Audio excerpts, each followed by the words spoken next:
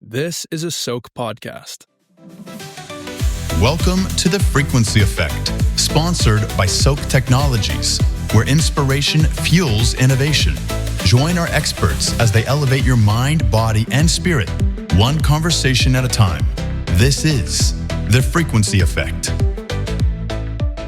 We're going to have Karl Michael Pilsl on today, and he did this huge marathon at the North Pole, and the stuff that he went through, you're not going to believe it. Yeah, I'm really excited to hear this story. This is something that 1% of 1% of the world even gets to do. Yeah. So I can't wait. He should be here any second. Oh, here he is. Well, hello. Karl, what's going on, How are man? you? How you doing? Good to see you. Welcome. Welcome. Welcome to our Remember show. Laura? Yes. Yeah, well, have a seat. I was Thank you. just telling Laura that we're gonna get into some stuff that not too many people in the world have ever experienced, and I can't wait to learn about your mindset, how you got through what you got through, overcoming the obstacles you overcame. But before we get into that, tell me a little bit about Karl. I know you grew up in was it Salzburg? I grew up in Salzburg, yes. Yeah. So I was 16 years old. So you were 16. And what were you like 12, 13, 14, going through those troubled teen years? Like, because I know you to be a troublemaker. That's just my reputation. Yeah, that's why I'm excited about this, because that's what he said, but I want to hear this from you. I wasn't that much of a troublemaker till I got to the United States. Oh, okay. When you met When I was 16, I came to the U.S. To a private Christian high school here. Right. And they turned me into a troublemaker. That's when you learned all your bad habits. That's the truth, too. I heard. really true. I heard, because I know your brother. I heard you may have gotten kicked out of that school. I got kicked out of school. Yep. Actually, they told me I don't have to come anymore. I was such a good boy. How nice of them. So actually, I was kicked out for good. And then my father pleaded with them to let me back in, and so they turned it into a 40-day suspension. Oh, no Wow. kidding. No kidding. What But a you good got back guy. in. I got to graduate, but I did not get to graduate with my class. They Right. just handed me the diploma in the parking lot. So, I want to know what made them kick you out. Well, No, we don't have to go need to I go need there. those juicy details. there's very few things I didn't do. Yeah. Okay. But to get back to your real question, Yeah. when I was 12, 13, 14, I was really into sports. Yep. I actually did stay out of trouble. This is the truth. Right, Till I right, got right, here. right. I was very into, we call it football. You guys call it soccer. Right. I was into football and European football or normal Yeah. The real football. Football. football, soccer, and tennis. Yeah. Which I was pretty good in tennis. I was actually number 1 in the high school here. Oh, wow. I beat the coach even, No kidding. Wow. which was Well, that's why you got kicked out. which was not that hard. Yeah, now it's beginning to make sense. no, I So then from Austria or Salzburg, you then came to the U.S. to go to school. You went to school, and you had a certain amount of time in the U.S. From a European perspective, what was the main difference in U.S. versus Europe? Way of thinking, the ideas, the ideals, like what struck you as being some of the biggest differences? Bigger and freer, really. Really? Everything seemed more free. In the U.S.? Yes, bigger. Right. Everything was. The school was bigger. Right. Sports was so much bigger. We didn't have any real school sports in Austria. Right. Sports was done outside of school in clubs and teams, but team sports in school was not so big in Europe. So I really liked. I was on the soccer team. I was on the tennis team, and it was more free. Right. Right. Except some of the legalistic things in the Christian school. I didn't quite. Right. I had to always hide my hair because I had to have my hair cut. Right. So I always pushed the envelope. I had to take my earrings out before I went to school. Right. So And that may have given you a little bit of an attitude to kind of almost rebel against the establishment or whatever. you want to hear the real truth? Yes. Well, now that you opened it up, I do. let me ask the producers first. Do we have the ability to cut this out? Now, I was really a good boy for most of my life until I was 16. Right. And then here at the Christian school, I met pastors' kids, Right. which I'm sort of one. Right. Like you are one. I'm a pastor's kid. Yeah, I know exactly. And a PK. They were worse than all the other kids. I know. And they became my friends. Right. And two of them later actually did jail time after high school. wow. Oh my Lord. Yes, and so I really got into some wrong stuff. But the good news is, and that's what we need to focus Right. on. Right. I got through all that. Yeah. Yeah. And I'm really thankful to God because that was actually, I was really mad for a real short time. Yeah. And I wanted to go to Oral Roberts University Right. to play tennis. 'Cause Right. I was really, really good at tennis. Uh huh. And because of me getting kicked out of Christian school, they wouldn't accept me. It was somehow I didn't get accepted because of that. So my only option was to stay in the U.S. to attend a Bible college. Yeah. I was open with them what happened to me. Right. I told them this whole story. Right. And to my surprise, they said, okay, if you really turned around, we'll take you.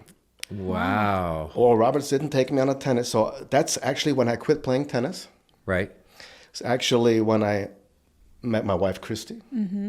She was probably also the reason I quit tennis. Right. Right. No more time. It wasn't all because of Oral. Had other things to do. And so 2 years of high school, 2 years of theological training. Right. And that was, Because you're a pastor now I'm a pastor now for in Vienna. in Vienna for 28 years. 28 years. So I have a question. Congratulations. It's big. Same So- church, same place. Yeah. Pioneered it in a Yeah.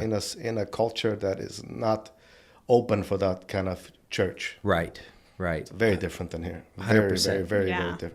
With the Catholic churches and Oh yeah. there's nothing like a church on every corner like you have here in Tulsa or in Bixby. Right. Right. Right. People take that for granted. It's very much different. A lot of times. But I remember when I would go to Europe and speak, and we actually traveled together, and you and I would speak, and you would translate, and I teach you how to drive. you taught me how to drive. Yes, we had a go-kart race.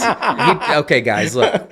First time I'd ever been on the Autobahn, and I rented a car, and it would max out at about 150 miles an hour, 140, 150 miles an hour.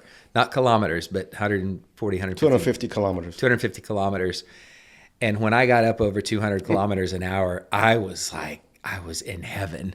Like I almost moved there just because of the Autobahn. That's why I started 200 kilometers. And that's where you started driving.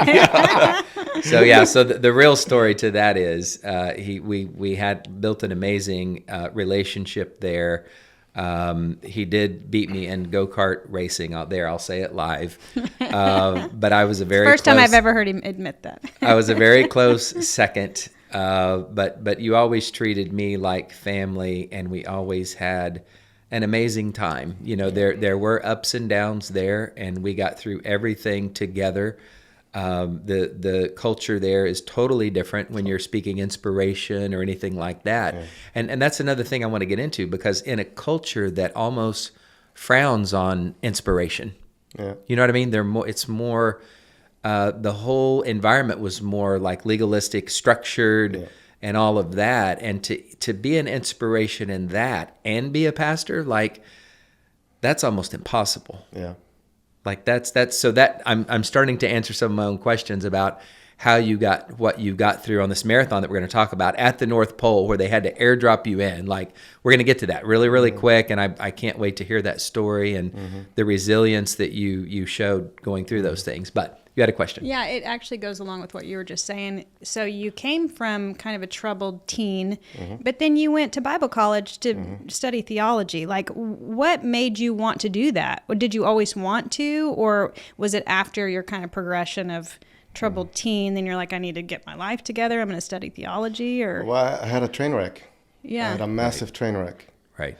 Hit bottom. which everybody should have at one point in his life. Yes, it's really beneficial. As soon as possible. Better in your teens and early 20s than in your 50s. Yeah. Right. I don't want a train wreck anymore. Yeah. But I needed one at 18, and I got that one. Yeah. If that wouldn't have happened with my whole getting kicked out of high school, with all that went along with that, my parents almost had to leave the country because we were here on a student visa. Yeah. Because they were also in the Bible college. Right. And so it was very fragile. Yeah. It's like I got kicked out of school. They had to come to my school and to kind of talk for me and bail me out. And it was very, very close to having real problems for my family. Right. Because we were not citizens or just here on a student visa. You know? So to get kicked out of school is one thing, but to get your family kicked out of the U.S. That was on the table. Like that's not going to happen. That was they were afraid of that. I didn't know that. This is the first time I've heard that. This was like, in hindsight now, was maybe pretty close because I made big problems for my family. Right. But that train wreck did it. I'm sure that I would have probably went on for tennis, college tennis. Right. But I'm glad I didn't, obviously. Yeah. Because you met your wife and But my wife, and it's what I'm born to be a pastor. Yeah. I really am. That's so cool. And I would much rather, being a PK myself and being around a lot of pastors, I would much rather listen to a pastor with a background and who has been through some of these things and who has grown through some of these things and had their life shaped by some of these things than just hearing some talking head that says, I just got out of theology school and all that. So so true. I appreciate that in you. Well, one of the things I learned at the North Pole, so sorry if I get emotional, it's just very, very emotional for me. Yeah, it's okay. But, I wouldn't be here. Yeah. The person I am today if I didn't have that crash. And it was so important. So if you hit bottom, it may be the best thing that ever happened to you. Yeah. Because you cannot come around or change or appreciate what it did for you. Yeah, and as you know, we've had another really bottom experience later, but it really made me to what I am today. And the thing we'll talk about later on the North Pole is one of the lessons I took from that is you cannot speak on something you have not experienced. Yeah. Yeah. Like theology school or books are good, are great. I read a lot, I study a lot, I learn a lot. But to really talk something, to really help somebody, it's not from the textbook. No. It's what you went through, what you've experienced. And that's where the greatest impact is made. The biggest difference is made. Yeah. When you're real, when you have a real life story. And not just, I learned something from somebody somewhere or read something or watched a YouTube video. Yeah. I always say it's not from a book that you've read, but it's from a life that you've led. Yes. And you, I wasn't even going to bring this up, but you had another tragedy where you actually lost a child. Yeah. And I came down there during that time. And 2 friends came, you and Edward. Yeah. And now I'm going to get emotional. That impacted my life. That changed me forever. And it makes you appreciate what you do have now. Yeah. You take those lessons, and it builds a deeper and further resilience in it. And you can either come from a standpoint like that and say, forget it all, nothing else matters. Yeah. Or you can say, how can I use this to help other people? Yeah. And that's what you chose to do. Yes. We could have, 95% of marriages get broken on something like that. Yeah. Yes. And we've been married for 34 years in May. Yeah. Together for 36, we have 6 children, 5 grandkids now. That's incredible. Oh my gosh. What a legacy. Yeah. And most of the kids work with us in church. Yeah. The whole losing a child thing would be worth another interview for sure. Sure. Sure. Yeah. I've got so much to say about that. I got more to say about that than the North Pole. Yes. Yeah. That is so deep. Yeah. A year after that happened, a lot of people came, I'm so sorry. I lost my grandma last week, or I lost my dog, or I lost... Doesn't even compare. They have no clue. No. Yeah. So a year later, I bump into this guy at a conference, and I told him, somehow I found out he lost a child, and we got to talking, and he pulled me aside and said, you and I know some things most people don't know about. They think they know, but they have no idea. Yeah. And he said this to me, I will never forget it. He said, the only person off worse is our wives. The women take it even harder. But other than that, there's nothing more painful in life than losing a child. Yeah. There's different, if you lose a 1-week-old child, that's different than a 16-year-old boy. Right. Because you have a relationship. Right. A 1-week-old child, Your friends. you get over probably at some point. Yeah. You know? never forget, but a you haven't had 16-year-old 16 boy, years to build. oh my God, this is unbearable. And Yeah. well, he said to me, look, what are you when your wife dies?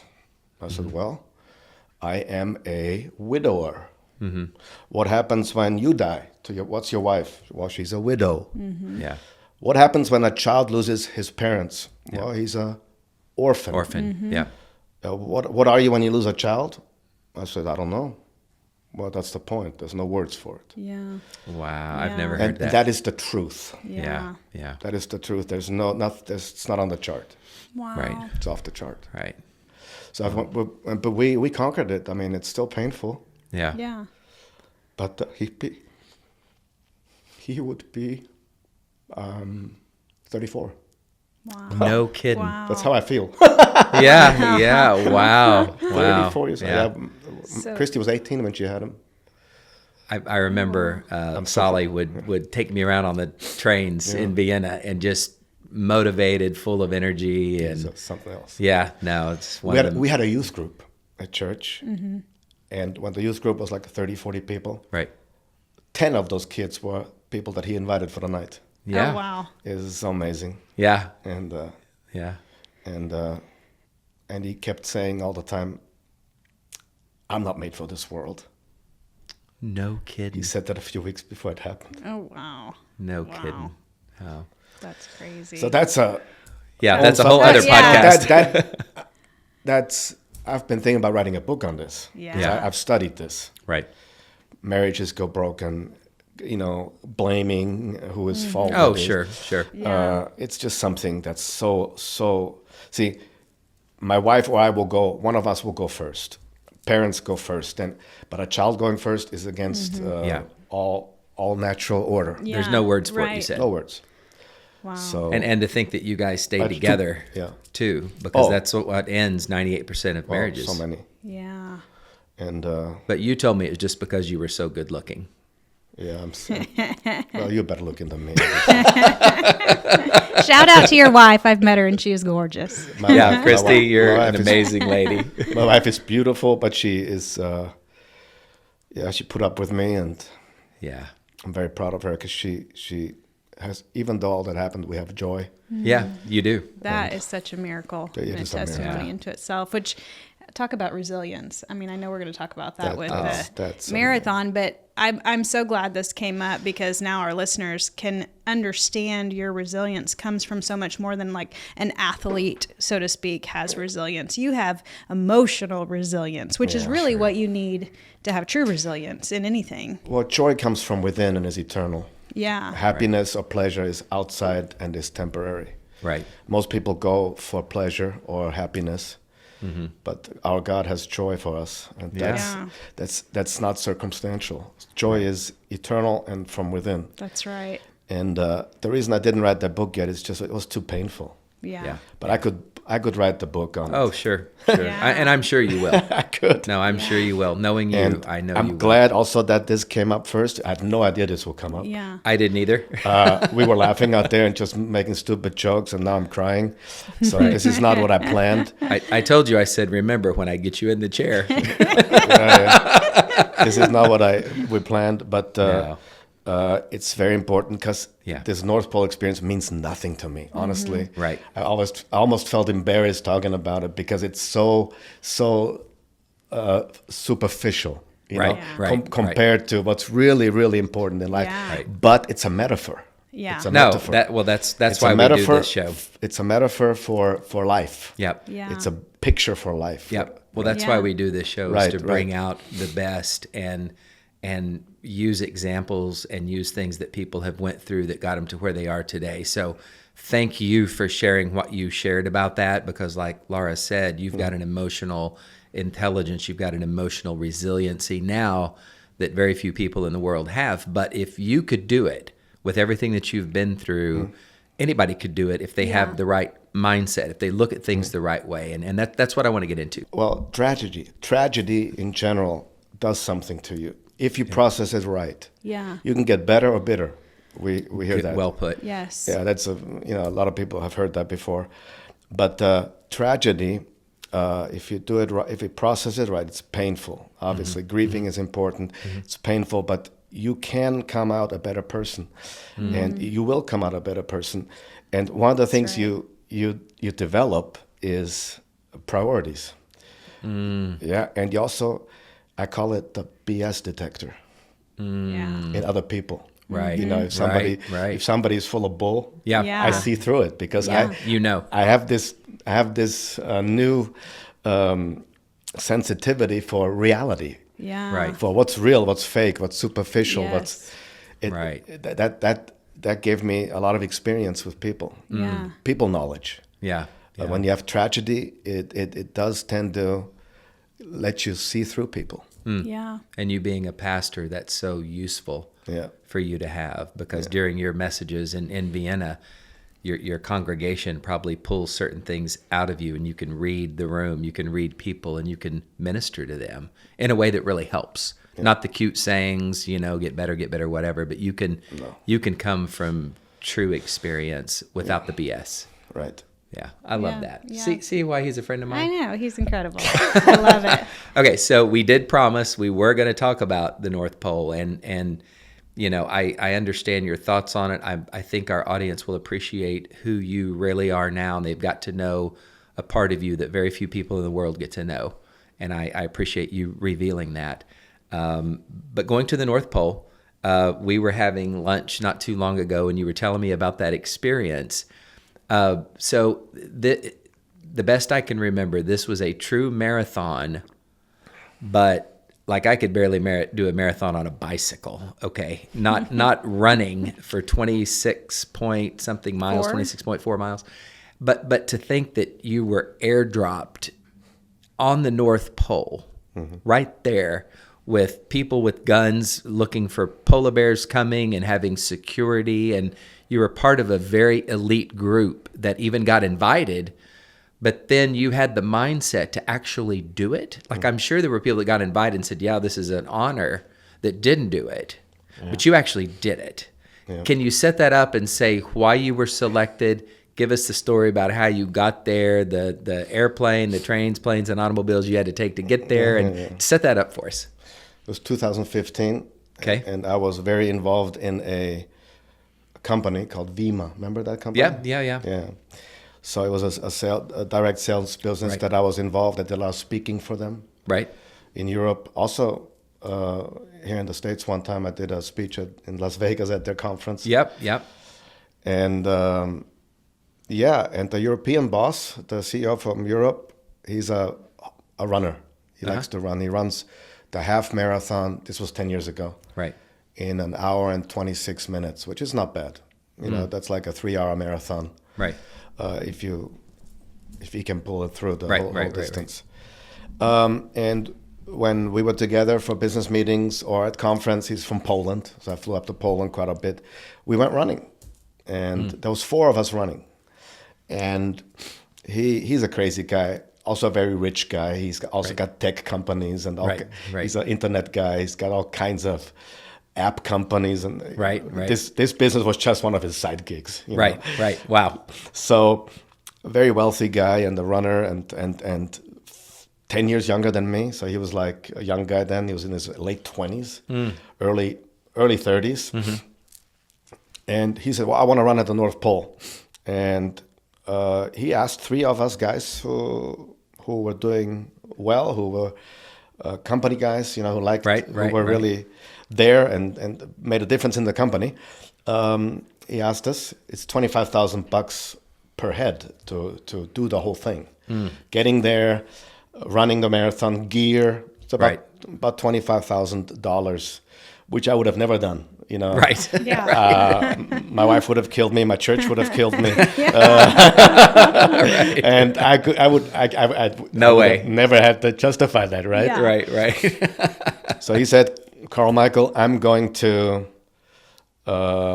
take you if you want.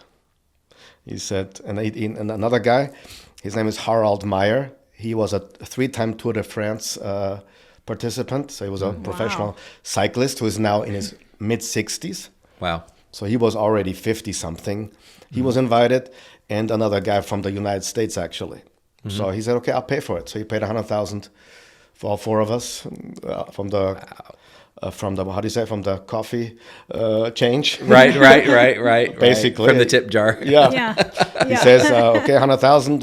What? No big problem. deal. He never made a big deal out of it, but Right. he just paid. He just Right, said, "You're right. invited. I want to do this. Let's go." Right. That's how it came about. The invitation, and then it was in April of 2015, and the North Pole is totally dark from November to March. Okay. It's like the sun, you know. Right. And in April it starts getting. In March it starts getting light, and in April it's light. And the summer it's too warm for the plane to land, because summer in the North Pole is also, you know, it can be around 30 Fahrenheit, 0 Celsius. Can. When in April we went, it was minus 41 Celsius. Minus 41 Celsius, so that would be Whoa. way below zero. Right. I think also minus 40 something Fahrenheit. Right. So Yeah, beneath 0 Whoa. Fahrenheit and Celsius equal out. Okay. So it's probably the same. Minus 41. minus 41. Yeah. So extremely cold. So that's the best time to do that marathon. It's organized by It's organized by an American who makes a business out of it, who organizes Right. the North Pole Marathon, the Sahara Marathon, Oh, wow. in 50 Celsius or 120 Right. heat. Oh my God. Wow. He organizes the Antarctica Marathon, and he organizes a marathon where, for super athletes or wannabes or whatever, like me, Right. 7 marathons in 7 days What? on 7 continents. So Whoa. they do a marathon in Australia. They shower, get on the airplane, fly to Dubai. Do a marathon, shower, get on a plane, fly to Paris, New York, Oh my Chile. gosh. Crazy. For that he charges, I think, 120,000 per person. It's like Right. for certain clientele. Right. Clientele. Right. That's what this guy does. Wow. But for the North Pole, that's one of his gigs. He has a Russian camp he works with. Right. 45 people were total of 45 people were signed up for this marathon. Men and women. Right. Some brought their spouses. You know, some were very rich people. They just pay for themselves, and some of them, like me, were sponsored by a company. The guy who won the thing is a guy from Czech. He's a triathlete. He did 160 Ironmans. Oh, wow. You know what an Ironman is? Yes. Yeah. Yes. Of course he did. Crazy. He won the thing in 4 hours and 25 minutes on the road here on regular Earth. Right. He runs the marathon in 2:20.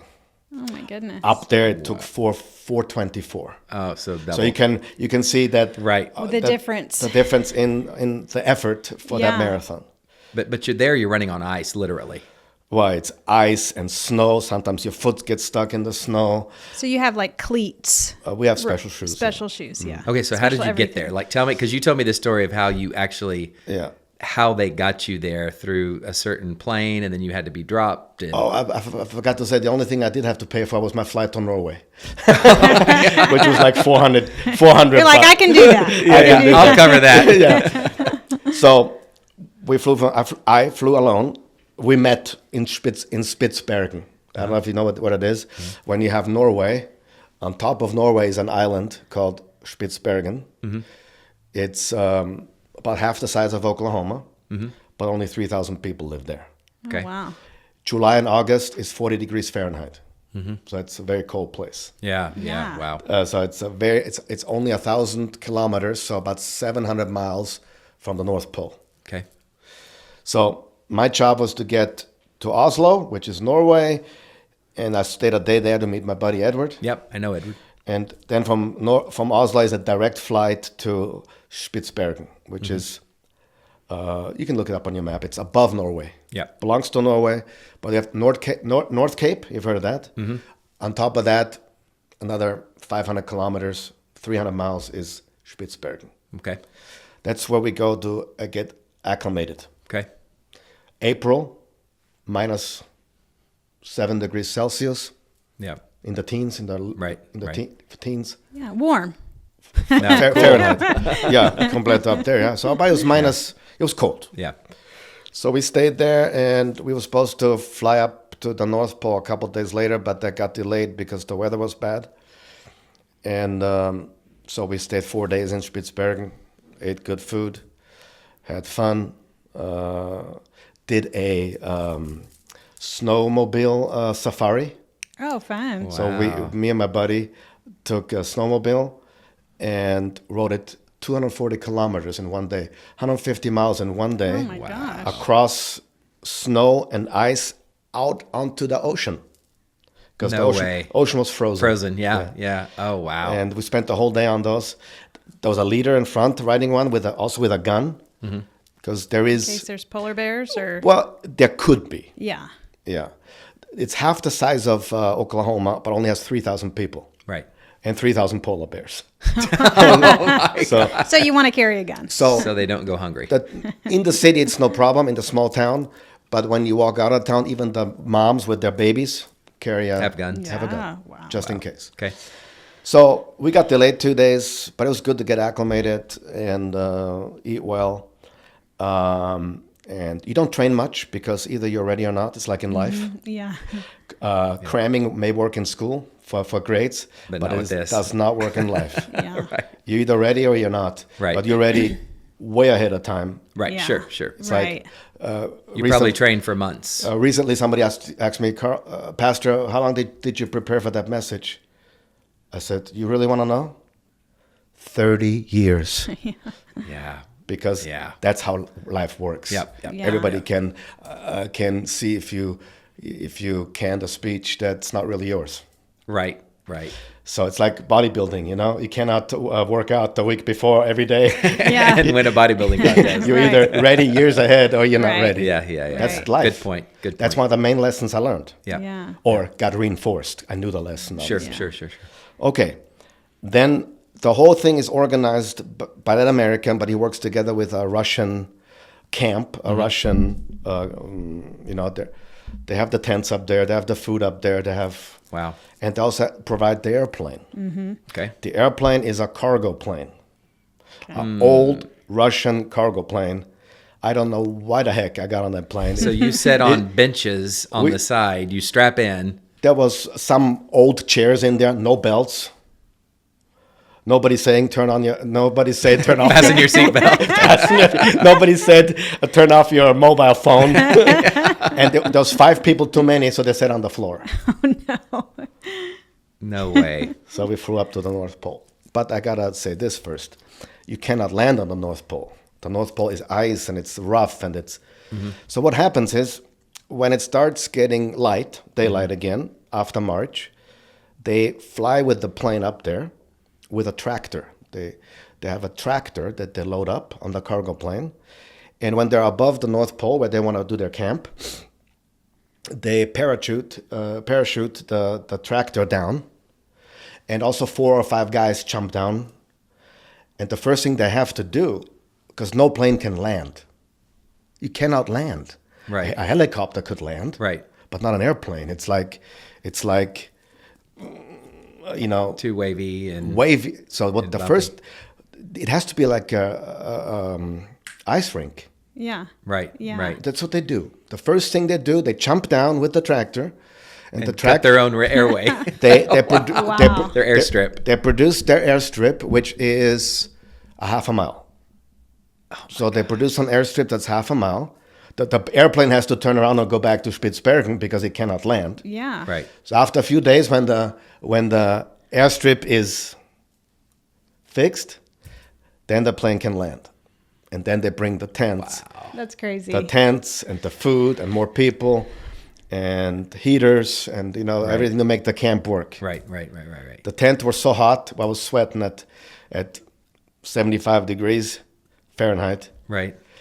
And you walk outside the tent, you have minus 41. So it was like crazy. Oh my God. We were either sweating or cold. 120-degree difference. Yeah, so about 2 weeks after they get everything ready, first the airstrip, then the camp with the kitchen, own tent with the kitchen, own tents for all the people being part of. There's 10 people per tent, big, huge tents, so there's probably 6 or 7 tents. Right. And then we fly up there, and we land. We land on an airstrip, Iceway, which that was an experience. He didn't fly very high. It seemed like he flew by sight, not with any instruments. Seemed like it. I don't know. I mean, Oh my gosh. The toilet was broken, and it was my Lord. an old Russian plane. It scared the heck out of me. Right. Wow. So we landed. The airplane's warm inside, but they open the door of the airplane. Oh, This yeah. cold hits you. It's indescribable. I bet. It bites your face. Yeah. Oh. It's really, really cold. Wow. And I don't like cold that much. Yeah. No, me neither. I usually leave Austria in the winter. I mean, Oklahoma is not that much. It's a little warmer, but Yeah. I like to be down somewhere in the south in the winter if Right. possible. Florida or somewhere Something like that. like that. So then we land. Then we have our sleeping bags and our backpack. We bring everything we want. Some protein bars or muesli bars and drinks, and Yeah. Right. they have food there, rice and pasta, and they cook. It's all All included. the carbs. It's fine. It's all the bananas and Yeah. tea and vodka. And but we'll get to that later. Which just you wait till you hear this story about vodka. This is the most amazing thing. So we go in the tent, and it's always light because it's on top of the world. Right. Right. Only south. Right. You have no Yeah. east and west. It's only south because you're on the top. That's so You're on the crazy. top That of the is world. such a weird concept. And the North Pole shifts.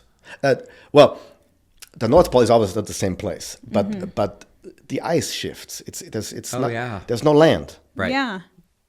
It's 10 feet to 30 feet of ice. So I always say I walked on water.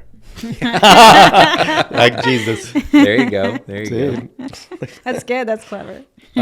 So did they have to carve out the track you ran, or was it already Right. prepared? No. The leader, the boss, the organizer, he then looks for a track around the camp. It's not like we're running from point A to point P 26 miles. Yeah. It was 12 laps, Okay. 3.5 kilometers per lap, so roughly 2-something miles per lap. Okay. 12 times. So every lap you had the chance to go to the kitchen, to go to the feeding, drinking place, right. warm yourself up, or get a banana or tea, which the winner didn't do that. Maybe he stopped Yeah. one time and grabbed a Right. banana. Of course. Yeah, he also I would That's still what be winners there. do. Yeah. I would still be in the tent. but I would his- have made it around but one he- time, then like, bye. His face was frozen. He had his beard was frozen because he didn't cover himself. Because to be faster, I was mummied up. Oh my gosh. I had That's ski crazy. goggles and scarf. I had heated gloves Yeah. Right. with batteries, Yeah. but they quit working. Oh So no. my fingers froze. Oh no. You put a battery in and they have a heaters inside Yeah. the fingers. Right. Oh my It didn't God. work. Oh my gosh. So we got to the tent. We slept the night, and the guy carved out the track, and sun is always shining. Midnight sun is shining. You don't know what that's time of day weird. it You is. had no concept of how long it's been. No contact to the outside world. No. No cell cell phone phones, no signal. There's no signal except our guy Simon, the company leader, had some kind of phone that worked everywhere, Like a satellite Yeah. phone. satellite phone. Yep. So if I think I called one time my wife. I said, "Can I use your phone real quick?" He let me use it. Come get me. You said, "I'm still alive." I'm still alive. Come get me. That's what you would have said. Not to me. No, I would have never went. Yeah, exactly. You could have paid me $25,000 to go. Yeah, exactly. Wow. So did they line you up and just say go, or? So then said, okay, the race starts in 2 hours. Yep. And we started at midnight. Oh, wow. So I ran from midnight till 9 o'clock in the morning. So the race started at midnight. Oh my gosh. Were you acclimated sleep-wise to like the schedule, so you felt like you had gotten rest, or were you just we so slept jet lagged? Yeah, we slept. So you felt okay. I didn't think much about that. Yeah, you were just as ready as you could ever be for something like that. Yeah. Your adrenaline's probably pumping so much. I'm sure. Yeah, it was a different. You feel like you're on the moon, really, because you're so far away from anything. Yeah. So, our four buddies had this plan, which, okay, it's 12 laps. Now, the first 2 or 3 laps, let's just take it really easy. Right. Oh, my gosh. Which adrenaline kicks in, and that plan is out the window. We took off. I was at 6th place after the first lap. I was running with the champions. Are you you were in 6th place? Yes. Second round, I was still in 7th place. After 5 miles. 4.5 miles. Yeah. Wow. Well, that was the biggest mistake. You burned yourself out. I hit the wall, soon, and I got slower and slower. But we knew that, but we didn't listen. Yeah. And the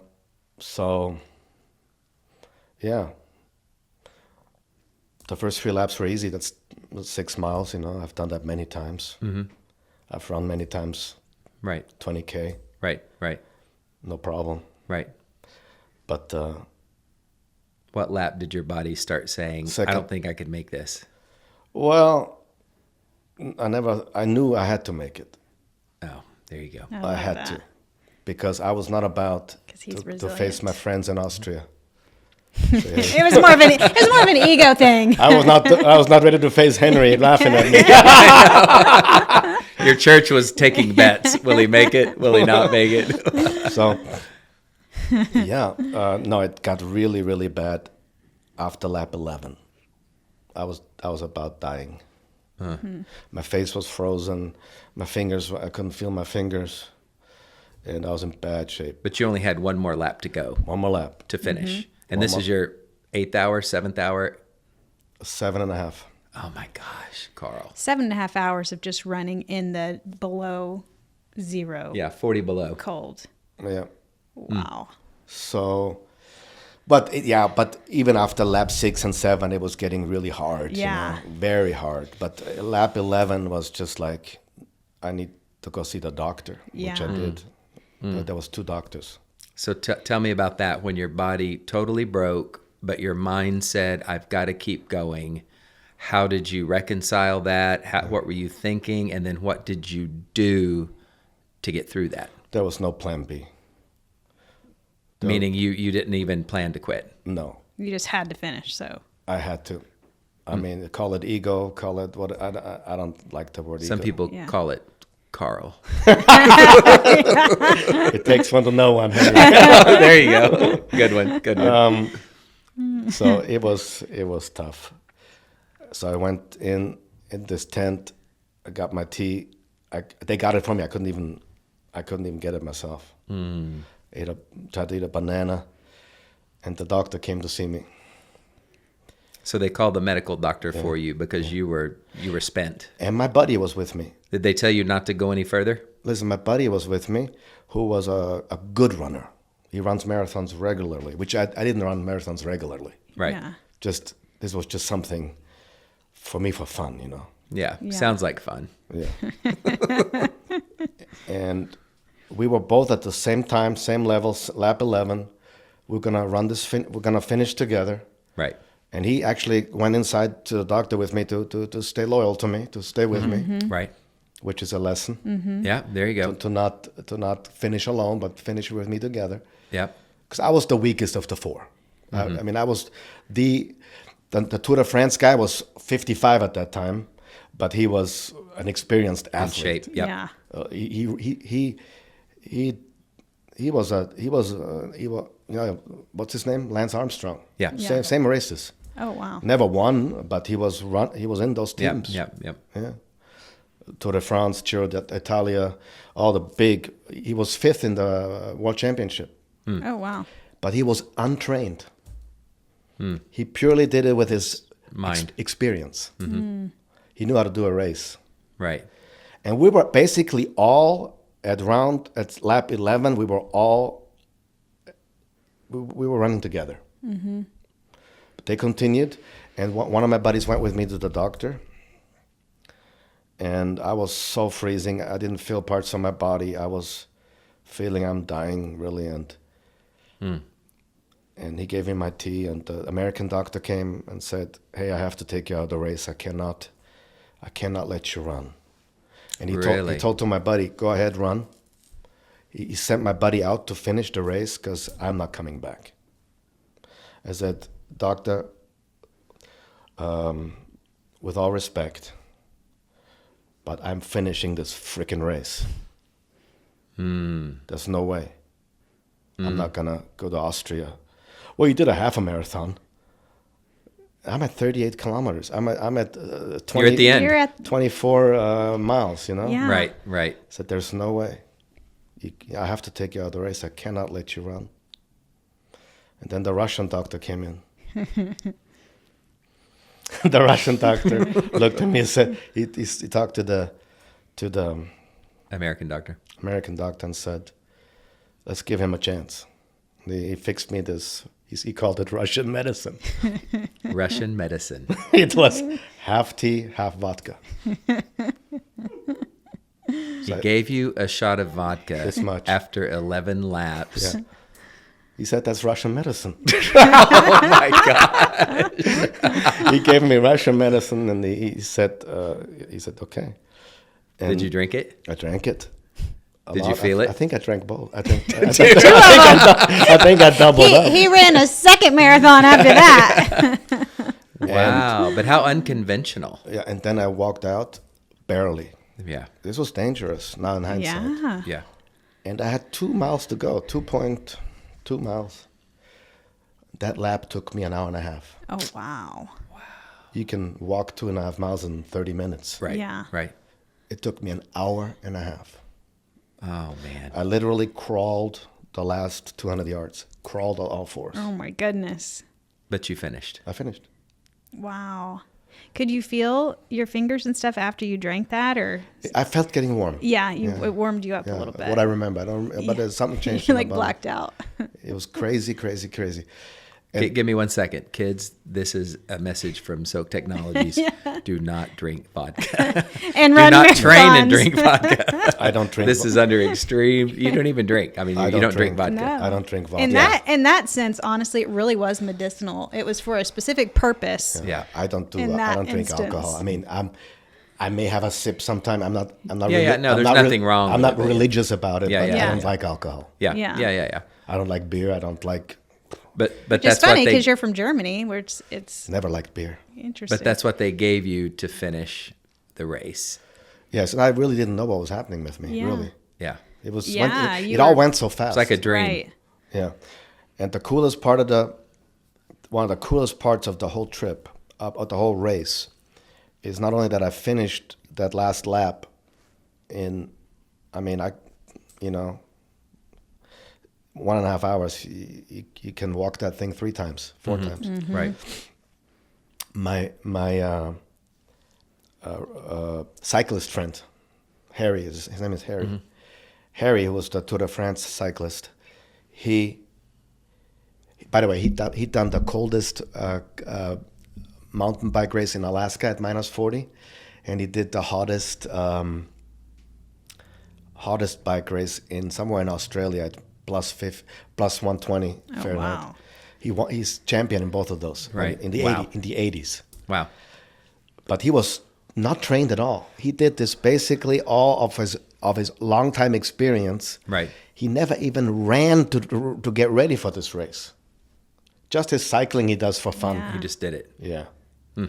So what he did was, while I was still at the Russian doctor, he came in and just finished his 12th. He just finished. He just finished and came in, Right. and he sees me there. And, now I remember. I was drinking my Russian medicine, and they were still debating if they could let me go or not. Right, right.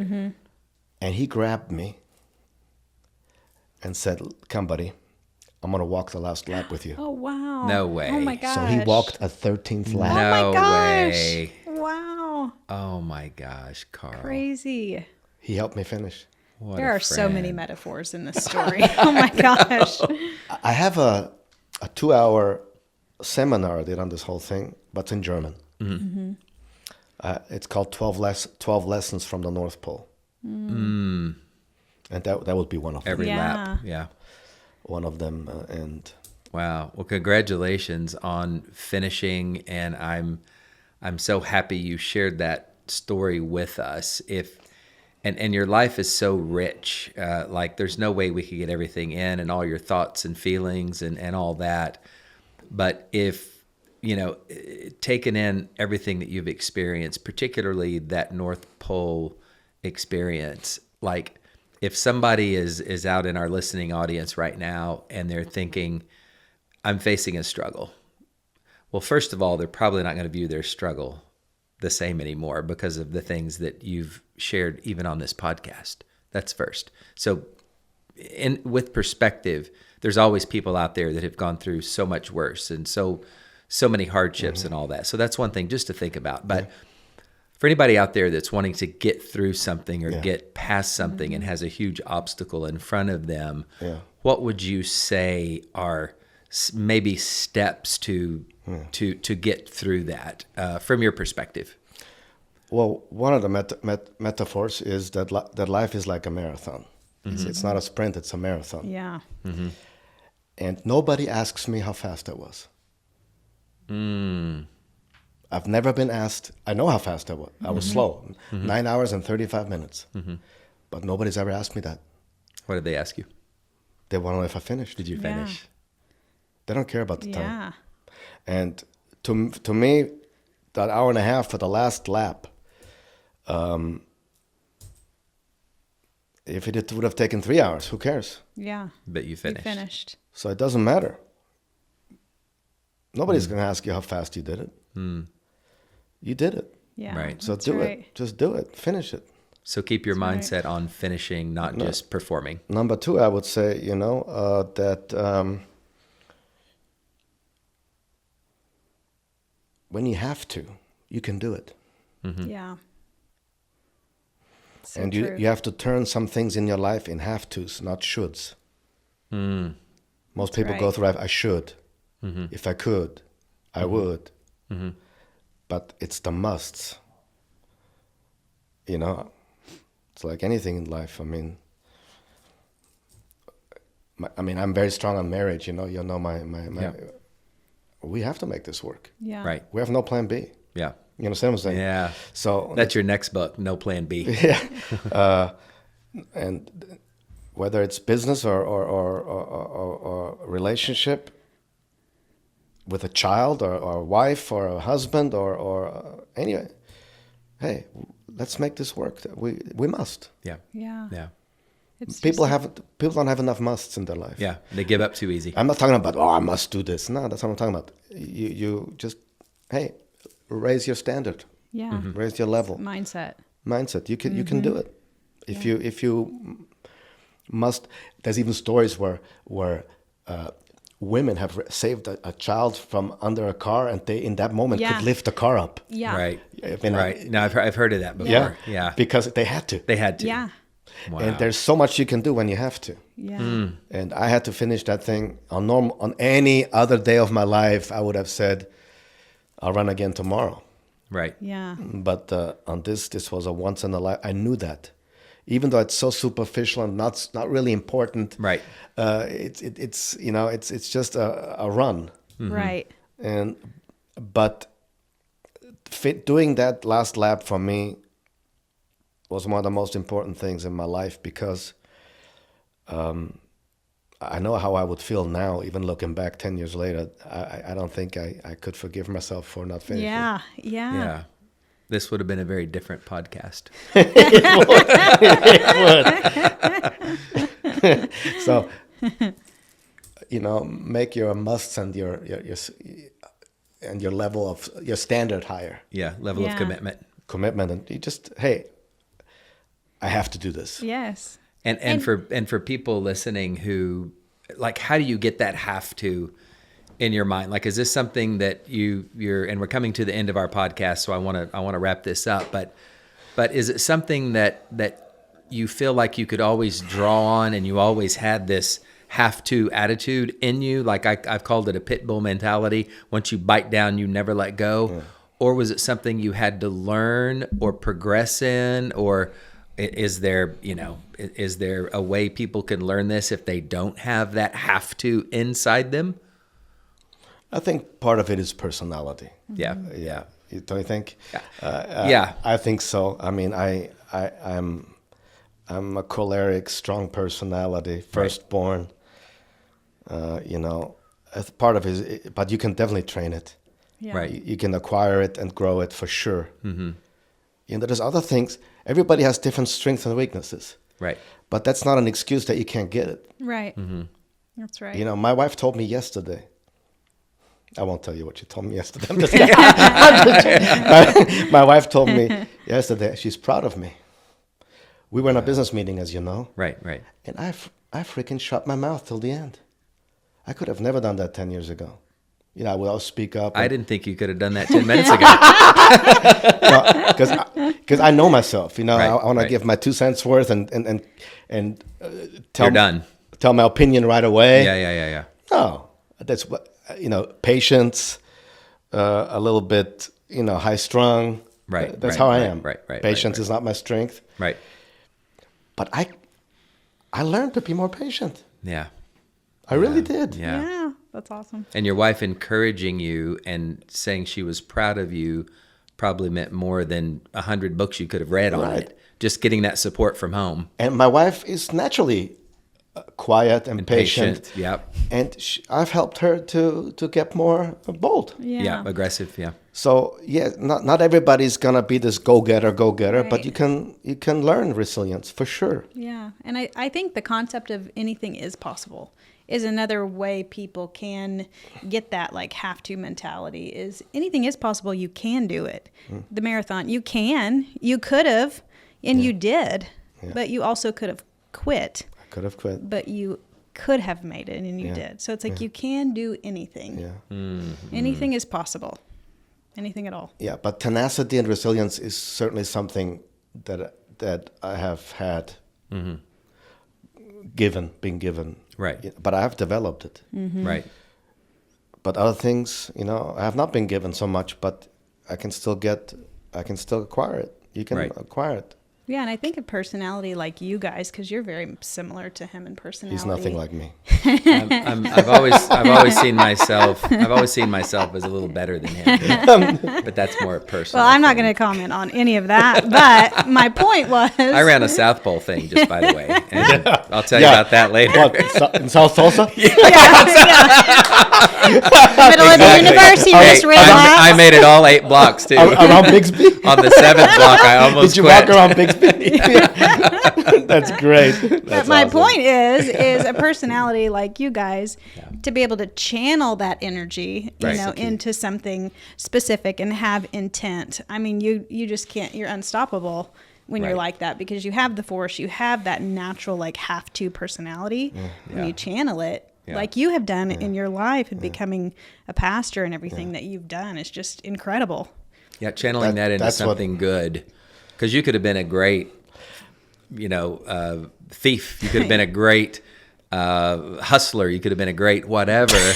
You know what I mean? Yes. But you're a great pastor. I mean, to channel that's a very important fact that take stock of how you're using your gifts and what's that end moment going to be for you. Yeah. Yeah. Now that's also I want to say at the end here. This North Pole thing really means it. At the end, it means really nothing. It's just a picture, a metaphor for life. Yeah. So I've learned a lot from it. What I'm really, really proud of is my wife and my family. Yeah. my grandkids. Yeah. And I say, hey, I have a question, just between us. Why does intelligence jump one generation? Have you ever thought about that? I mean, this is amazing.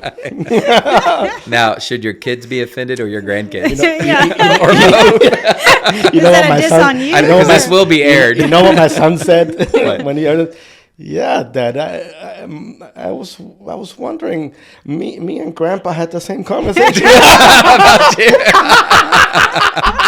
Okay. I gotta say this, and we really have to close. I'm gonna close this down, but you guys are gonna love hearing this about Karl. So Karl has 5 kids, 6 kids. 6. That one is his daughter that I got to know when I was speaking in Europe, and she would travel with us and all that. Smart girl, very pretty girl. Karl was in the U.S. one time, and we were getting ready to go somewhere, do a speaking engagement or something. And he said, wait a minute. He said, my daughter's calling me. And he said, he got very serious. And Karl's usually pretty lighthearted. He got very serious. He went away, and he was gone for like maybe just 3 minutes and came back. And I goes, everything okay? Because she was calling from Vienna. And he says, yeah. I said, well, what happened? And he goes, well, he said, my daughter asked me if she could go out with this guy. He was a couple years older than her. And he said, I said, put him on the phone.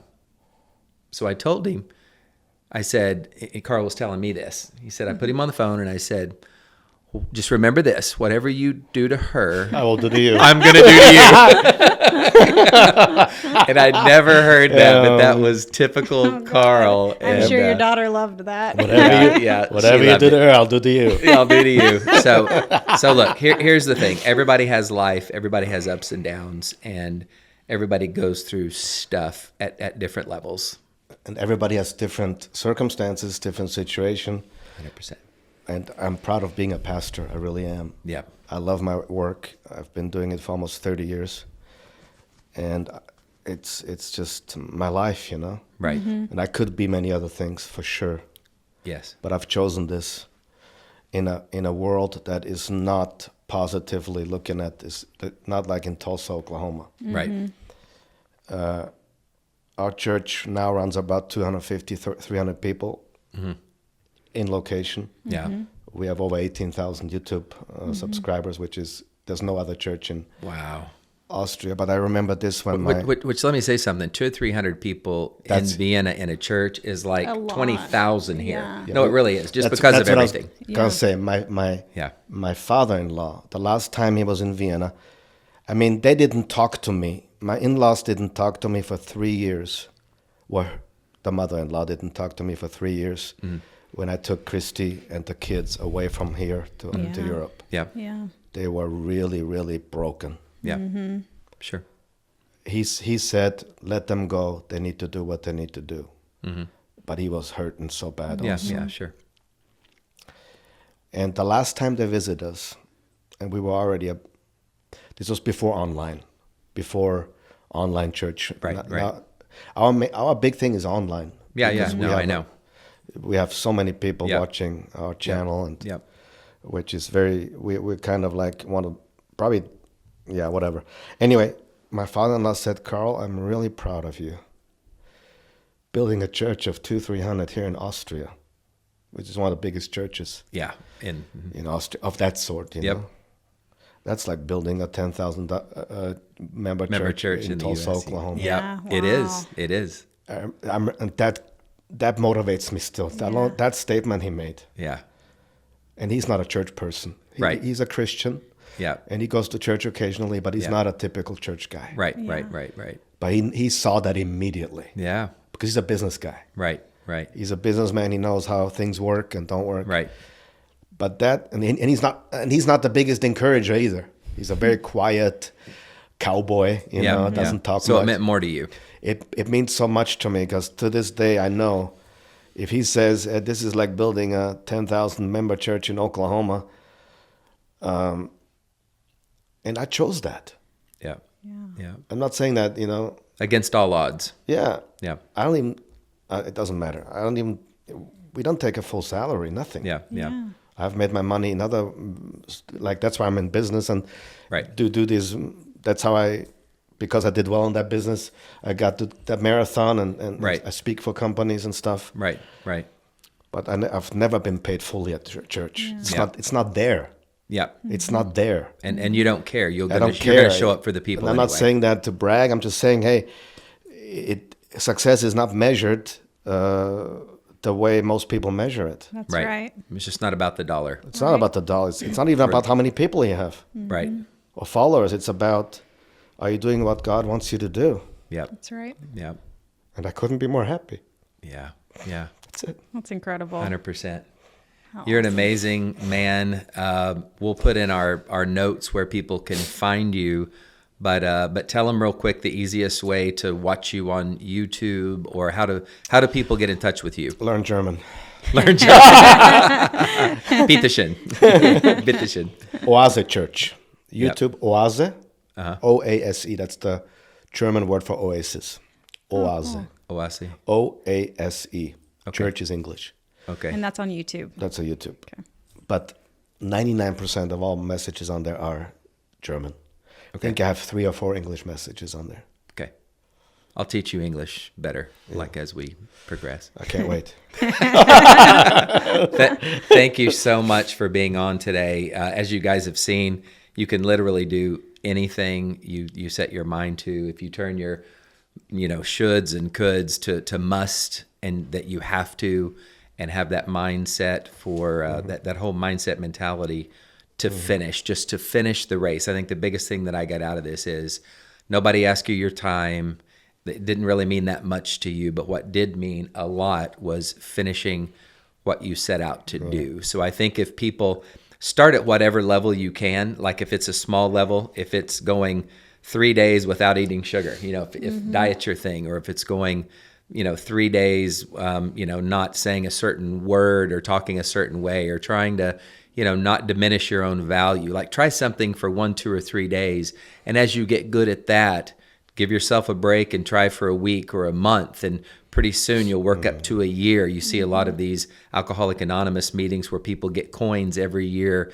They celebrate a year, and for people to get their 15th and 20th and 30th coin for 30 years of having a have to has changed not only their lives, but everybody's life around you. And I would encourage people, you'll do more for somebody else than you'll do for yourself. Yeah. So when you need to really get that have to, think about who you're really affecting with what you're doing. Is this going to affect my family, my wife, my kids, my friends, my coworkers? And a lot of times you'll do more for other people than you will do for yourself.